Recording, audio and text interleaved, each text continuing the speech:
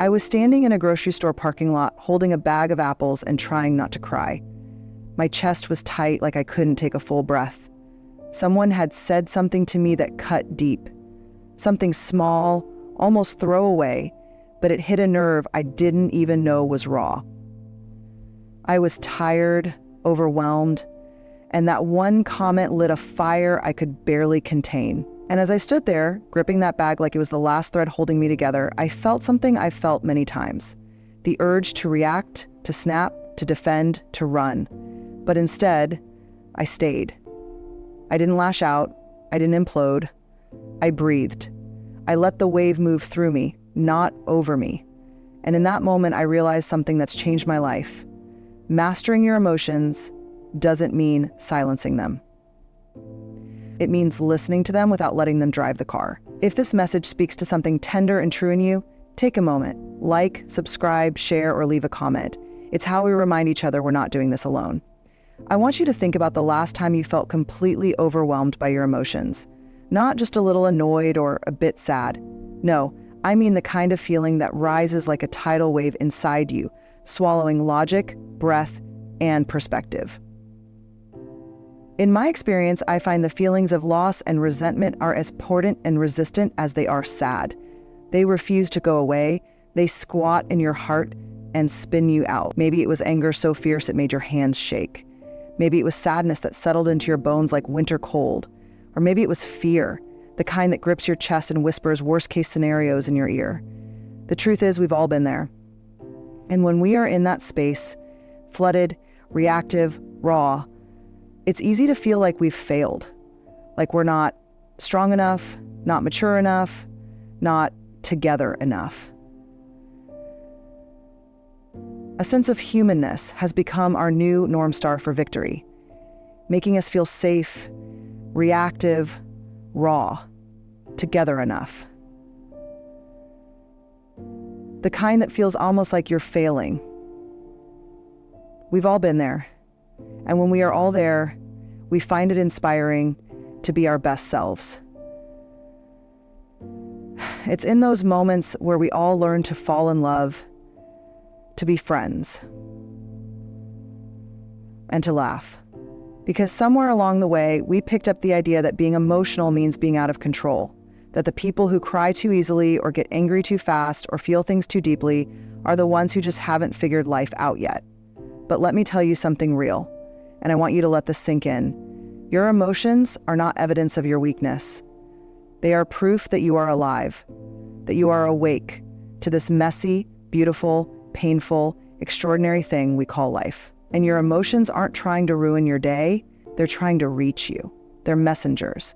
Think of them as your inner compass, designed to guide you toward understanding, healing, connection, truth. But we often treat them like enemies. We shove them down, numb them out, cover them up with busyness, noise, food, screens, control, anything to not feel what's really going on beneath the surface. I once heard someone say that emotions are like kids in the backseat of a car. You don't let them drive, but you also don't stuff them in the trunk. They deserve a seat, they deserve a voice. They don't get to make the decisions, but they're still part of the journey. And if you keep treating them like intruders, they will find another way to get your attention. Maybe through anxiety, maybe through chronic stress, maybe through that unexplained exhaustion you just can't shake. Maybe for some reason, that cancer a friend's kids have developed. Maybe it's helped them somehow understand their friends. Maybe they've tried new paths. Maybe they've developed an understanding of yourself. And you just can't do that. You are not always going to be perfect. Maybe you're not always in control. And you make the best decisions you can. What if, instead of resisting or fearing your feelings, you started relating to them differently? Imagine standing in the middle of a thunderstorm, not fighting the wind, not cursing the rain, but opening your arms to the sky and saying, I know you're here for a reason. What are you trying to teach me? That is emotional mastery at its root. Not control, but connection. This is the first most important step, changing your relationship with your emotions. not by ignoring them, not by reacting to them, but by understanding them, sitting with them like a wise friend and asking gently, what do you want me to know? Have you ever sent a text and immediately wished you could unsend it? Or said something in a heated moment that left a bruise you didn't intend to leave? We've all done it. It's one of those deeply human moments where our emotions burst out of us faster than our wisdom can catch up. That space, that razor-thin slice of time between what happens to us and how we respond, is where the real work lives. It's where growth lives. And yet it's the space we most often skip over because our emotions feel too loud to pause. But that pause, that's where your power lives. You see, we aren't taught to pause. Most of us grew up being rewarded for quick answers, fast reactions, immediate decisions. The reality is, we live in a culture that glorifies speed and punishes stillness. And because of that, most of us have become experts at reacting and beginners at responding. But there's a difference between reacting and responding, a big one. Reacting is impulsive. It's emotional whiplash. It's driven by old wounds, raw nerves, and survival instincts. Reacting says, I need to protect myself right now, no matter what the cost. Responding, on the other hand, is intentional. It's thoughtful. It's grounded in who you are, not just how you feel in the moment. Responding says, I know I'm feeling something big, but I get to decide what I do with it. And that difference, that pause, it's often just a breath. One breath. One breath that says, wait, let me check in with myself. One breath that says, is this reaction aligned with my values? One breath that says, who do I want to be in this moment?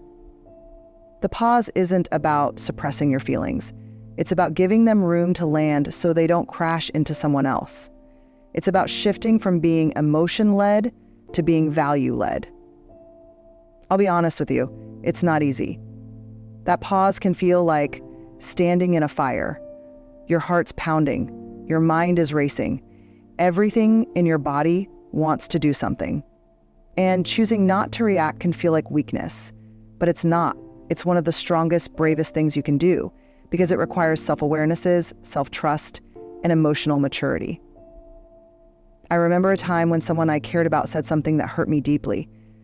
My old pattern would have been to fight back, defend myself, prove my point. But instead, I paused. I didn't say anything for a few seconds, which felt like an eternity. And I just breathed. And in that breath, I realized that what I was about to say wasn't going to bring me closer to the connection I actually wanted. It was just going to build a wall. So I didn't say it. I waited. I asked myself, what does love look like here?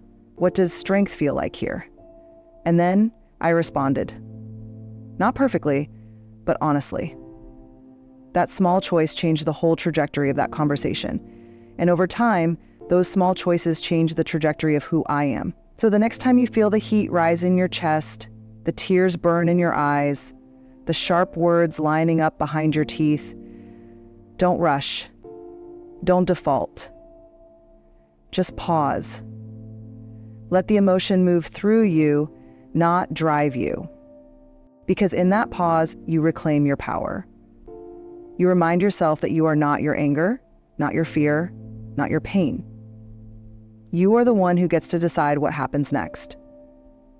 There's something truly magnetic about a person who walks into a chaotic room and doesn't get swept up in the noise.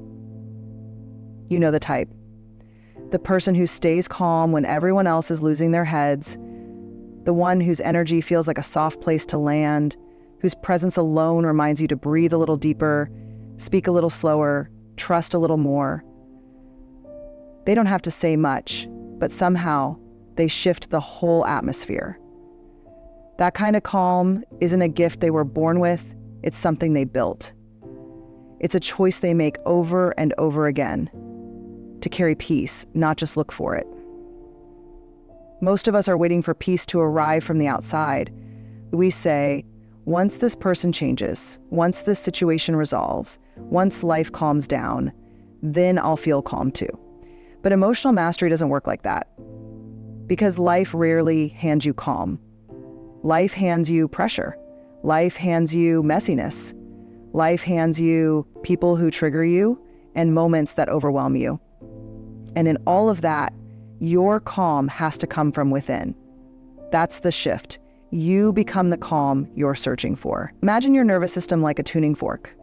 If you're vibrating with anxiety, it's easy to tune into the chaos around you. Someone's anger sparks your own. Someone's urgency triggers your panic. Their storm becomes your storm. But when you ground yourself, truly root down into your values, your breath, your boundaries, you become the stronger frequency. People start tuning into you. Calm is contagious. Let ambition ruin everything. Greed, it spreads quietly and powerfully. And you don't need to be a therapist, a monk, or a motivational speaker to radiate that kind of presence. You just need to do the inner work to understand your own emotions. You need to be willing to sit in the discomfort instead of react to it. You need to stay close to your integrity even when it would feel easier to match someone else's chaos.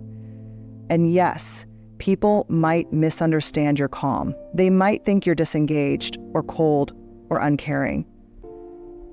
But there's a huge difference between being numb and being anchored. Being calm doesn't mean you don't feel things deeply. It means you've learned how to hold those feelings with care instead of flinging them at other people. It means you can walk through fire and not let the flames dictate who you become. There was a time in my life when I thought being calm meant being silent, being invisible, not making waves. I confused emotional suppression with strength. But real calm, it's not passive. It's fiercely intentional. It says, I can hold space for my emotions and yours without drowning in either. It says, I don't need to prove myself in this moment. I just need to show up as myself. When you develop that kind of presence, you become someone others trust, not just because you say the right things, but because they can feel your groundedness. You become the one people call when they don't know what to do. You become the emotional anchor, not because you have it all together, but because you've practiced holding yourself through the hard things. And that's what emotional mastery looks like in the real world. Not perfection, not pretending, but learning to be the calm in the storm, not just for others, but for yourself. Because the world will always have storms. That part's not optional. Let's get one thing straight. Emotional mastery is not a polished version of perfection. It's not walking through life with a Buddha-like smile, untouched by anger or anxiety or heartbreak. It's not about getting it right all the time. No, emotional mastery is something much braver and much messier than that. It's about giving yourself permission to feel, to falter, to be human, and still choosing to rise. Grounded in who you truly are. We live in a world that loves to sell us the illusion of emotional control. Stay positive, high vibes only, don't let them see you sweat. But all that does is teach us to hide our truth, to deny the parts of ourselves that are inconvenient or uncomfortable. It disconnects us from our humanity and from each other. So let me say this as clearly as I can. You don't have to be emotionally bulletproof to be emotionally strong. You don't need to erase your fear, your frustration, or your grief to become whole. In fact, it's in allowing yourself to feel the full spectrum of your experience that true mastery begins. When you give yourself permission to feel, you unlock a deeper kind of wisdom, the kind that doesn't come from intellect, but from integration. You stop trying to split yourself into acceptable and unacceptable parts. You stop performing calm and start cultivating it from the inside out. I remember a time when I was going through a deep loss. On the outside, I kept functioning. I showed up for work, smiled at the right moments, answered texts like nothing was wrong. But inside, I was crumbling. And I kept thinking, why am I not handling this better? I teach this stuff. I should be fine. That self-judgment almost broke me more than the grief itself.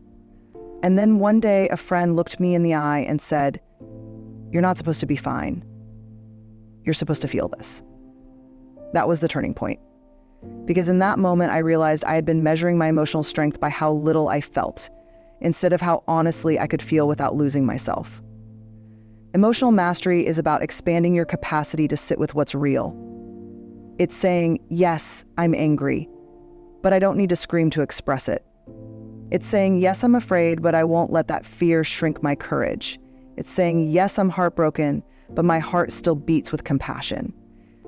This isn't about control.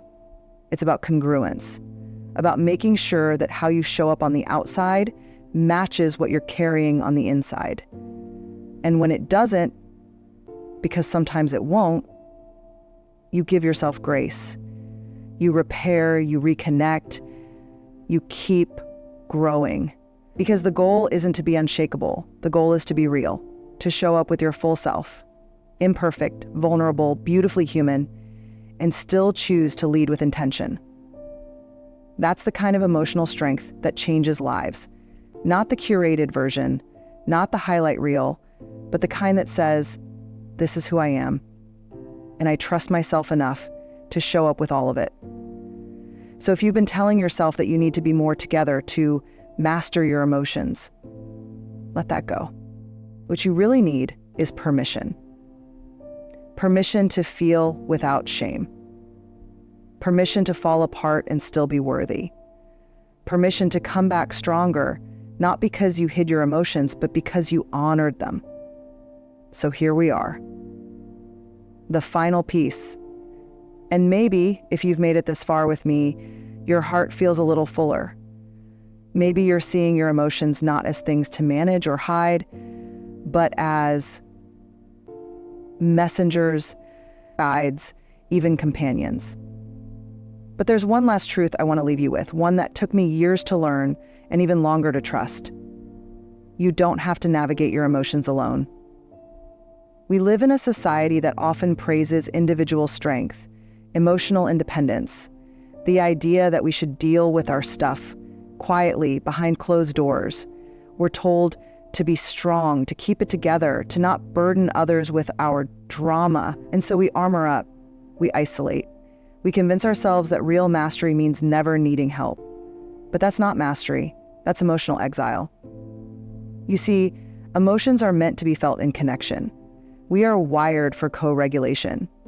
That means our nervous systems are literally built to calm and attune through safe, supportive relationships. That's why a hug can slow your heartbeat, why a friend's voice can ease your anxiety, why simply being seen, really seen, can start to melt the weight you've been carrying. Emotional strength isn't about being a lone warrior. It's about being brave enough to say, I'm struggling, and I don't want to pretend I'm not. It's about letting people in. Not everyone, just the right ones. The safe ones. The ones who don't need you to be shiny or impressive, just honest. There's a myth that if we let others see the mess, the sadness, the fear, the shame, we'll be judged, rejected, abandoned. And yes, maybe that's happened to you before. Maybe you opened up and someone didn't handle your heart with care. That kind of hurt can make us want to never risk vulnerability again. But let me tell you something I know to be true. The right people will not be scared off by your truth. They will lean in closer.